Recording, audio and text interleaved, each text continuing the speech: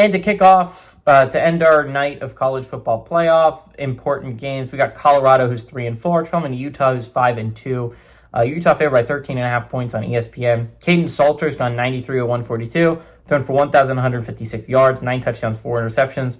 Michael Welch has had 62 carries for 277 yards and 2 touchdowns. And Omarion Miller's had 20 catches for 371 yards and 4 touchdowns.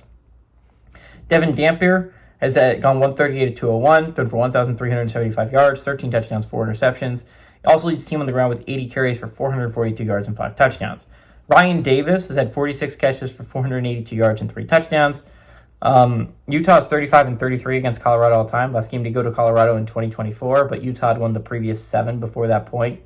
2011 was last time Colorado was able to go on the road and beat Utah. Sanders is 1-1 against Utah in his tenure. Whittingham is 11-3 against the Buffaloes. He has done a phenomenal job with this program of beating the Buffaloes.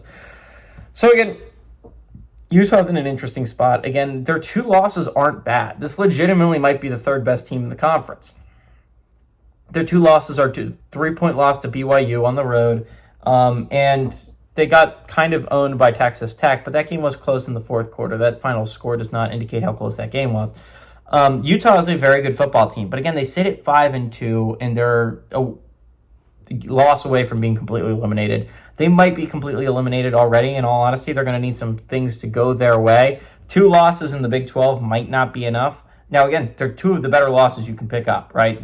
BYU and Texas Tech could easily end up playing for a Big 12 championship. But the fact is that they're playing for a Big 12 championship, that those 2 will probably go. Like, in the scenario that they win out, those 2 probably go. I don't know if there's a spot in the college football playoffs for Utah unless things go drastically your way. The only way that I can see a path there is to win the Big 12 championship.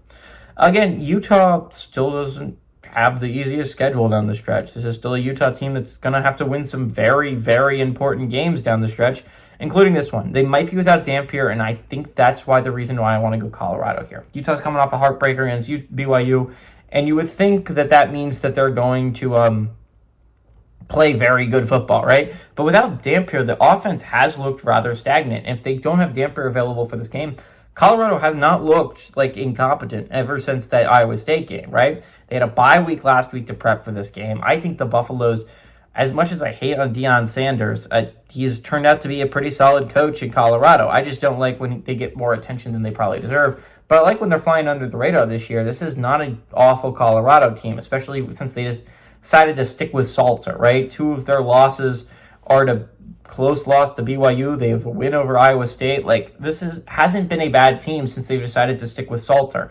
I think this is a Colorado team that can go toe-to-toe with Utah, especially if Utah does not have their quarterback in Dampier. I think Utah sees their season end here at home, which would really suck in Salt Lake City.